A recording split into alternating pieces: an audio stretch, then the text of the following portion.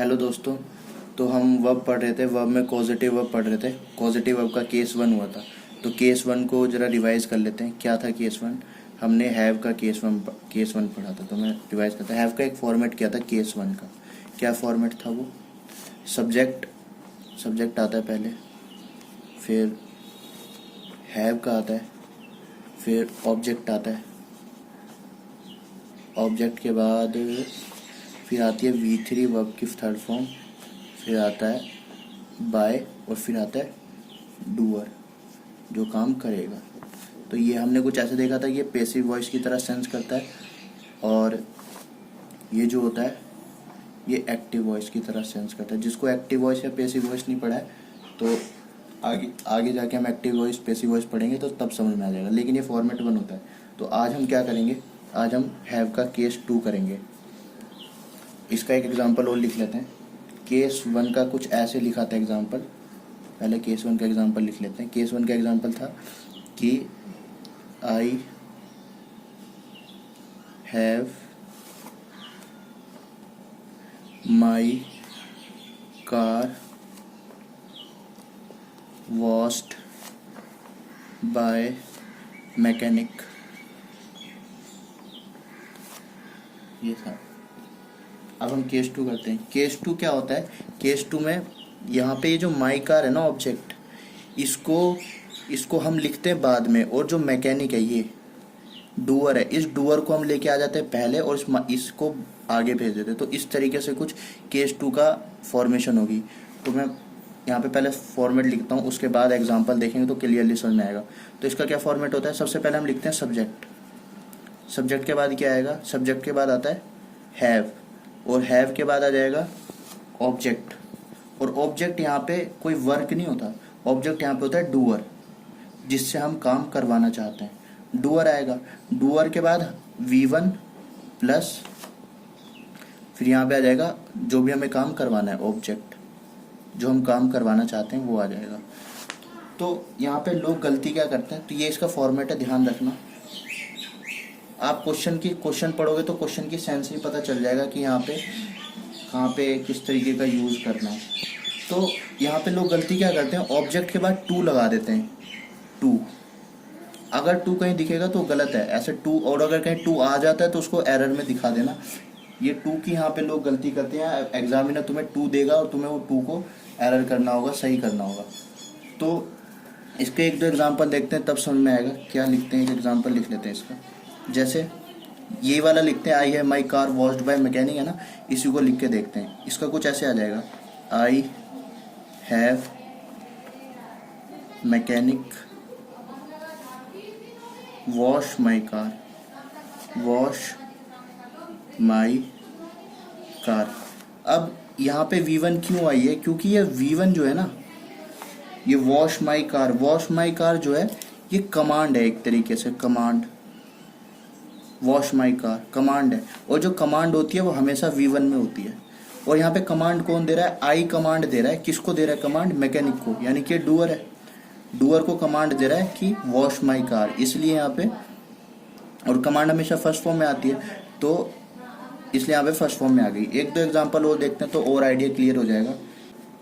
तो अगला एग्जाम्पल क्या था? अगला एग्जाम्पल लिखते हैं, I had Ram write a letter. क्या है, क्या सेंस आ रही है कि मैंने राम से एक लेटर लिखवाया, पत्र लिखवाया। ठीक है। तो ये इसका ये केस टू वाला था। अगर मैं केस वन, इसी सेंटेंस को केस वन में बनाऊं तो केस वन में तो आपको आता होगा, तो केस वन में फिर से एक बार ट्राई करते तो आपको डिफरेंस पता चलेगा। क्या आएगा? I had a letter written by Ram. ये केस वन है, ये केस टू है। अब आपको डिफरेंस पता चल जाएगा क्या है। काम दोनों की सेंस सेम ही आ रही है, तो इस तरीके से हैव का यूज है। हाँ तो दोस्तों अगला एग्जांपल देखते हैं। अगला एग्जांपल क्या है? We had Mohit slap Arvind.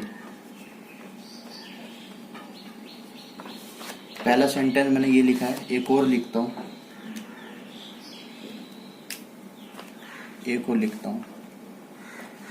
We had Mohit slapped by Arvind. तो अब आपका क्या काम है, वीडियो को पॉज करके आपको ये बताना है क्या दोनों सेंटेंसेस की मीनिंग क्या सेम ही आ रही है, या फिर अगर दोनों सेंटेंसेस की मीनिंग सेम नहीं आ रही है तो इसमें से कौन सा सेंटेंसेस सही है या कौन सा सेंटेंसेस गलत है। मतलब क्या ऐसा कोई सेंटेंस बन रहा है जिसकी मीनिंग इलॉजिकल लग रही है, ये बताना है, कमेंट में बताना। और फिर मैं इतना में बता देता हूँ कि दोनों सेंटेंसेस का मीनिंग क्या है। जो पहला वाला वर्ड है, पहला वाला सेंटेंस है, वो कुछ ऐसे निकल के आ रहा है कि हमने मोहित से अरविंद को थप्पड़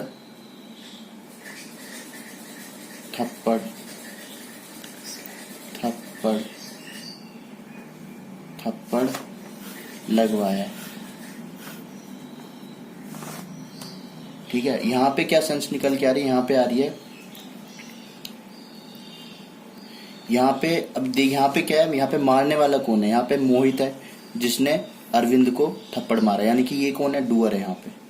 लेकिन इस सेंटेंसेस में जब हम देखेंगे, इस सेंटेंस में क्या है कि यहाँ पे डूअर तो अरविंद है, स्लैप्ड बाय अरविंद, ये डूअर है, यानी कि इस बार थप्पड़ किसको लगा है, इस बार थप्पड़ लगा है मोहित को, इसने थप्पड़ खाया है, यहाँ पे चिपकाया गया है, अरविंद ने मोहित को चिपका दिया, तो यहाँ पे डूअर अरविंद है, यहाँ पे डूअर मोहित है। तो दोनों का सेंटेंसेस का मीनिंग सेम है और दोनों की सेंस भी निकल के आ रही है, दोनों कोई भी लॉजिकल नहीं लग रहा, तो ये तो सेंटेंसेस दोनों करेक्ट हैं। लेकिन कुछ सेंटेंसेस एरर में ऐसे भी आते हैं कि जिसकी सेंस नहीं निकलती, तो आपको देखना पड़ेगा, ऐसे हमेशा नहीं कर देंगे कि नहीं ये सेंटेंस भी सही है तो नो एरर आ जाएगा। तो आपको देखना पड़ेगा कि सेंटेंस में कहाँ गलती आ रही है। मैं आगे दो सेंटेंसेस और लिखता हूँ, तब आप बताना। पहला है I shall have my copy checked by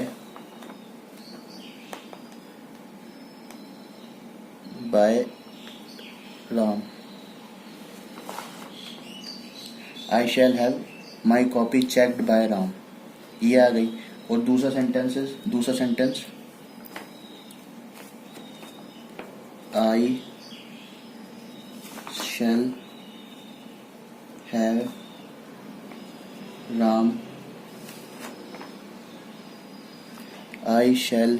Ram checked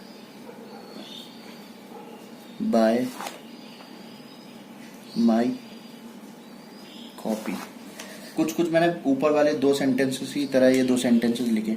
अब आप इसमें देखोगे कि जो पहला वाला सेंटेंसेस है, पहला वाला सेंटेंस में राम जो है वो डूअर है, ये डूअर है।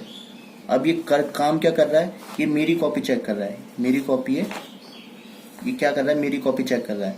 तो ये तो सेंस सही है कि भाई मैंने राम से अपनी कॉपी चेक करवाऊंगा, तो ये तो सेंस सही आ रही है कि भाई मैं अपनी कॉपी राम से चेक करवाऊंगा। लेकिन जब दूसरा वाला सेंटेंस देखते हैं तो इसमें क्या है कि आई, हाँ भाई आई, मैं राम, अब डूअर क्या है, माई कॉपी। अब देखो माई कॉपी, ये डूअर है क्योंकि मैंने बताया था V3 बाय के बाद डूअर आता है, तो माई कॉपी यानी कि मैं राम को अपनी कॉपी द्वारा चेक करवाऊंगा। ये क्या, ये थोड़ी इलॉजिकल सेंस आ रही है। तो ये वाला सेंटेंस जो है वो इलॉजिकल सेंस कर रहा है, तो आपको हमेशा ये देखना भी पड़ेगा कि कौन सा सेंटेंस लॉजिकल है, कौन सा सेंटेंस इलॉजिकल है। अब यहाँ पे तो ये तो सेंटेंस ही नहीं बन सकता ऐसा सेंटेंस कि भाई I shall have Ram checked by my copy. भाई कॉपी राम को कैसे चेक करेगी, तो ये तो सेंटेंस ही गलत है। अगर इसको हम वो हैव के केस 2 में बनाए तो शायद बन सकता है। ये सेंटेंस कैसे बनेगा, ये ऐसे बन सकता है, I shall have Ram check my copy. अब ये सेंटेंस सही हो गया। इसकी सेंस क्या है, इसकी सेंस और इसकी सेंस दोनों की सेम सेंस है कि भाई मैं, हाँ भाई ठीक है, मैं राम, राम क्या है, डूअर, राम को मैं कमांड दे रहा हूँ। क्या कमांड दे रहा हूँ भाई, मेरी कॉपी चेक कर। अब क्या सेंस आएगी कि मैं राम से अपनी कॉपी चेक करवाऊंगा। ये जो है हैव का केस 2 है और ये हैव का केस 1 है। तो दोनों तो इंटर कन्वर्टेबल है ना, कि इसको हम इसमें भी लिख सकते हैं, इसको हम इसमें भी लिख सकते हैं। समझ गए। तो फिर यहाँ पे तुम्हारा हैव खत्म होता है। अब हम चलेंगे आगे दूसरी कॉजेटिव वर्ब के पास, गेट।